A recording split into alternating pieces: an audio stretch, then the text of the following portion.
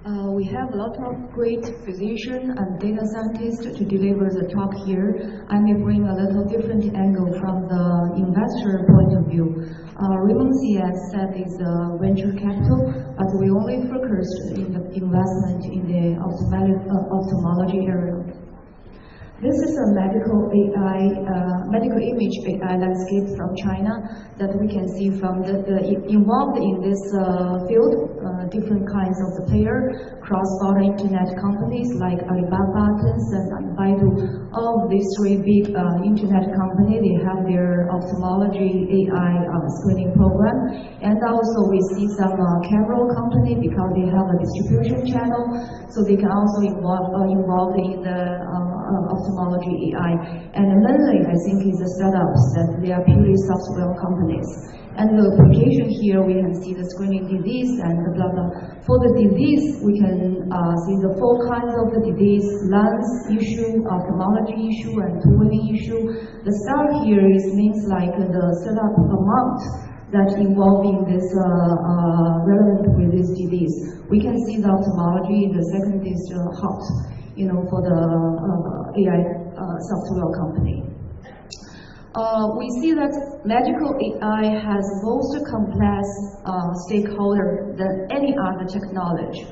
The performance of the AI across the value chain is highly dynamic, and accountability in this area is also complex. Expectation among stakeholders need to be clearly defined. What this means? It means like because of that, the AI will have facing the very complex stakeholder, and it will have very high challenge to create a balanced business model. This is, I see, is a very good ethics guideline for the AI. This is come from the European Commission. And all this technology, finally, you need to be the human-centric. And how to embed the core value in the AI, I think is a non-big difference with other technology-oriented institutions and organization. About the requirements and standards, this part should be the government regulated.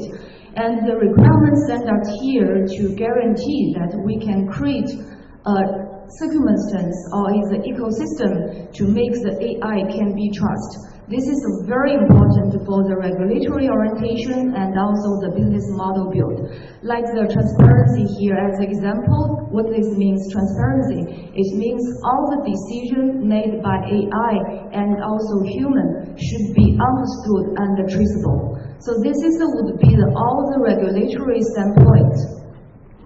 Then we can see the regulation part. I make a very general and highlight, about the FDA and the CFDA. CFDA changed their name to the NMPA. In China, if you are recommend a conclusion for the AI diagnosis, you will be the class 3. And for the final endpoint, not only the sensitivity, specificity, you can see efficiency, repeatability, and also robustness should be the endpoint that you need to meet for the CFDA criteria.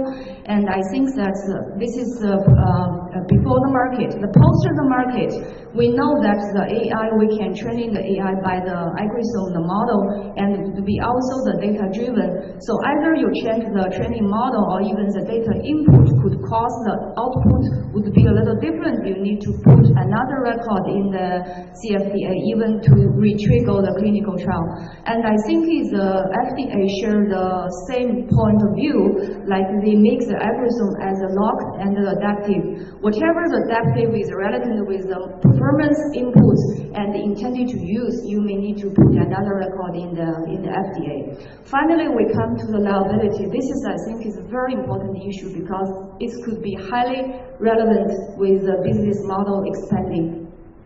Whatever for FDA, we see the AMA or even in China, we have a lot of the regulation and the policy here try to regulate the end user who use the AI. We call it the responsible AI. This regulation includes a lot of the policy here. In general, it means any institution or any physician who use the AI, you should get either the certificate for the institution and also physician, you should get some specific certificate.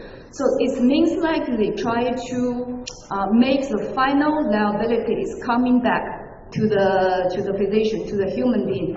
So this is would be relevant, as I said, for the final business model. In these slides, I highly summarize what's the regulatory process in China. That today the first step, the CFDA, NMPA, they have a standardized testing database. Is you can see that to avoid the bias, they collect the image from the 11 hospitals and across 10 provinces in China, and it's more than 13 cameras. And also from the diseases today, the database is mainly for DR, but also include other 23 types of the disease, and they collect the top ophthalmology to label this. And this also, the selection of the ophthalmologists also is like across the countries. So after you have this standard database, once any software, I mean like AI company, you want to get CFDA approval, the first step you need to testify your algorithm in this standard database. Only you achieve the performance above the physician performance as listed here, then you can get the ethics approval in the hospital. It means like you can start the clinical trial. Today, for CFDA required, you need a multi-center clinical trial, like more than 3 centers, and also more than maybe 1,000 patients. After you finish the clinical trial, you need the third-party reading center to give the final arbitration and judgment.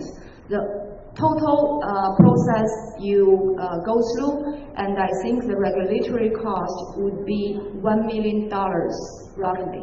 So this is in very general for the CFDA process.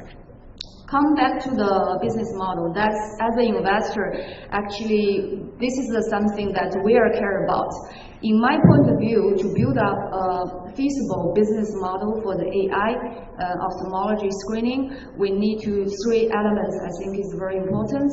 Data acquisition without harmful bias, and seamless integrate to the diagnostic streamline and the referral system. Yes, you screening me and you find something, but what's the next step? You need to answer this question, and you need to back up by payment system. Whatever the money is come from the insurance system or from the end, the patient's pocket money. So we didn't see algorithm is not important, but the algorithm software system, finally you need to be form a service and benefit people. This is very important. We ask ourselves questions, challenge ourselves, and we also ask some questions to the AI. Like the general hospital, comprehensive hospital, we mean is like high-end hospital in China. Do they need AI for ophthalmology from business perspective? Yes, they need AI. I believe a lot of hospitals today is very enthusiastic about AI, but we found this is mainly from research point of view. Because for the high-level hospital, they have a physician, and finally the liability is due in the physician. The AI should come to the primary care. As we said that we need to expand this to more maybe countryside and the rural area, but because of the hardware, I mean the device, the camera distribution, and also as I mentioned before that we have a highly regulation here about the liability. And also we lack of the payment system to back up of this.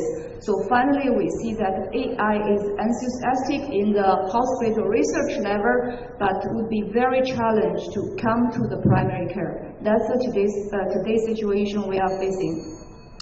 I put a chart here, like China will facing the extreme fast aging situation in the past 10 years and also future 10 years.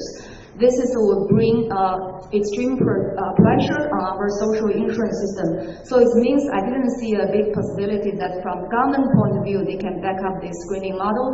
And the right part is the Medicare. We know that Medicare covers partially population, but in Medicare is also very clearly that for the screening purpose and prevent purpose that it will not cover by the insurance. Only you back up by the physician prescription and with pathology, and also you monitor the disease progression. That would be covered by the insurance. So we see many startups here, but we feel less company can deliver the business. Mainly they deliver the technology. And we see the fundraising. This is by the first half of the 2018, but we feel from the second half of the 2018 that cautious about investor is cautious about the evaluation. They think that AI should be more supported by the business. So that's the conclusion of my talk. Thanks.